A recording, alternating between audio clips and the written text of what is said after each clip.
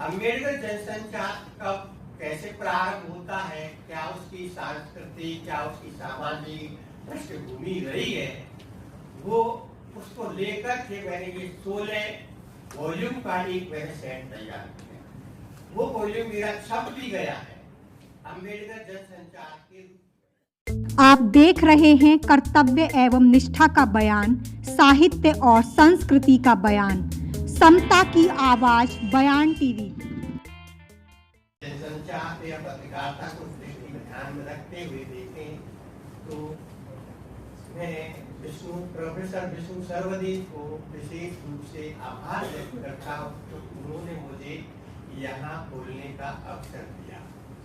और दूसरी बात मैं इसलिए कह रहा हूँ कि मैं कई सेमिनारों में, कई यूनिवर्सिटियों में भी गया, यूनिवर्सिटियों में पढ़ाया भी मैंने। जितनी गंभीरता इस विश्वविद्यालय के छात्रों में, शोधार्थियों में मैंने देखी, उतनी मैंने आज तक।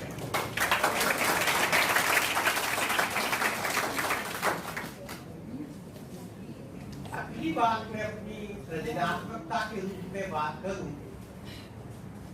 तो दलित साहित्य की शुरू से बात करते करते आज सृजन तक आ गई है।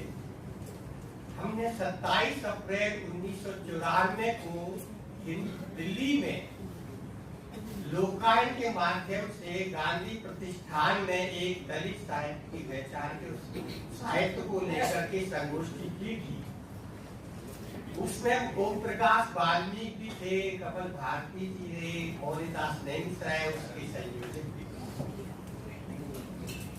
राजकिशोर उस समय नवभारत टाइम्स में एडिटर हुआ करते थे और उन्होंने हम दलित मैगजीन छपती थी, मैगजीन को पूरा समझ करके फेंक दिया। तो वहां से हमारी विचारधारा, दलित साहित्य की विचारधारा इतनी बड़ी कि लगभग आज 2000 के से भी ज्यादा दलित साहित्य में टाइटल मौजूद है। ये हमारी सृजनात्मकता की उपलब्धि है, ऐसा मैं समझता हूँ। लगभग 250 टाइटल डॉक्टर अम्बेडकर पर आए हैं और कम से कम 100 टाइटल गीतों पे अभी आए हैं। लोकगीत जिसको हम कह सकते हैं, 100 टाइटल अभी तक मैंने पढ़े हैं लोकगीतों पे, और कविता पे पढ़े तो 100 से ज्यादा। और शोधात्मक दृष्टि से बातचीत करें तो मोहनदास नेमिसाय और कमल भारती को दोनों को साथ जोड़ लें तो विश्वविद्यालय में एक स्तंभ है। इसलिए स्तंभ है, एक आदमी आलोचना की दृष्टि से आगे है तो दूसरे आदमी वैचारिकी को लेकर के आगे। लगभग 100 से अधिक शोधार्थियों ने एमफिल पीएचडी मोहनदास नेमिसाय पर अब तक कर चुके हैं। ये दलित साहित्य की विशेष उपलब्धि है और उसी परंपरा की उपलब्धि है। हम आदिवासी पे भी थोड़ा सा ध्यान देते तो हमारे बीच में वरिष्ठ साहित्यकार भी हैं, पुलिसकर्मी भी हैं, हरिराम मीणा जी हैं। उनकी वो केवल प्रशासनिक, पुलिस प्रशासनिक तक ही सीमित नहीं रहे, जब साहित्य से जुड़े तो उनकी रचनाएं विश्वविद्यालयों के पाठ्यक्रम का हिस्सा बनी। दूसरी बात, वंदना टेटे बैठी है यहाँ, महादेव टोको भी है, यहाँ नहीं है, लेकिन कई ऐसे हैं मौजूद जिनकी पाठ्यक्रम में रचना की। ये सृजनात्मकता है। लेकिन एक बात मुझे आज कमी लग रही है, वो कमी ये है कि हम पत्रकारिता की और जनसंचार की दृष्टि से हम बातचीत करने लगे तो मुझे वो अभाव आज भी दिखाई दे रहा है। हालांकि काम हुआ है लेकिन अभाव है। अभाव इसलिए है कि दलितों की हम बात करने लगे तो दलित पत्रकारिता और दल बहुत आगे बढ़ी है और बढ़ने पे भी हम उसकी उसको आगे के स्वरूप को देखने लगे तो या उसके विकास को देखने लगे तो उससे अभी शोध कार्य बहुत कम हुई है, पाठ्यक्रम का हिस्सा भी नहीं बन पा रहे। ये स्थिति मुझे थोड़ी सी महसूस होती है। तो हम लोगों ने पहले से काम किया, इसमें लगभग कई हजार पत्र पत्रिकाएं अब तक छपी हैं, स्मारिकाएं छपी हैं। उनको भी हम देखें तो वहाँ पत्रकारिता को देख करके थोड़ा सा एक शोध तो दिखाई देता है।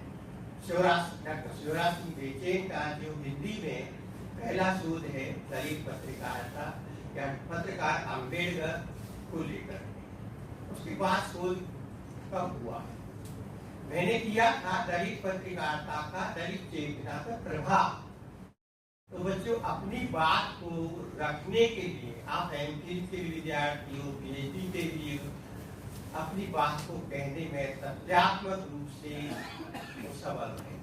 मैंने अगली सृजनात्मकता की जो बात रखी है वो अम्बेडकर जनसंचार पर बात लाके अपनी समाप्त कर दूंगा। अम्बेडकर जनसंचार कब कैसे प्रारंभ होता है, क्या उसकी सांस्कृतिक, क्या उसकी सामाजिक पृष्ठभूमि रही है, वो उसको लेकर के मैंने ये 16 वॉल्यूम का एक मैंने सेट तैयार किया। वो वॉल्यूम मेरा छप भी गया है अम्बेडकर जनसंचार के रूप में। अब पहले वॉल्यूम में मैंने केवल अम्बेडकर जनसंचार का परिचय दिया है कि अम्बेडकर जनसंचार किस तरह से आगे अग्रसित हुआ है। दूसरे वॉल्यूम में मैंने उत्तर प्रदेश की पत्र पत्रिकाओं का इतिहास दिया है और पत्र पत्रिकाओं का रेफरेंस दिया है उनके आवरणों के साथ।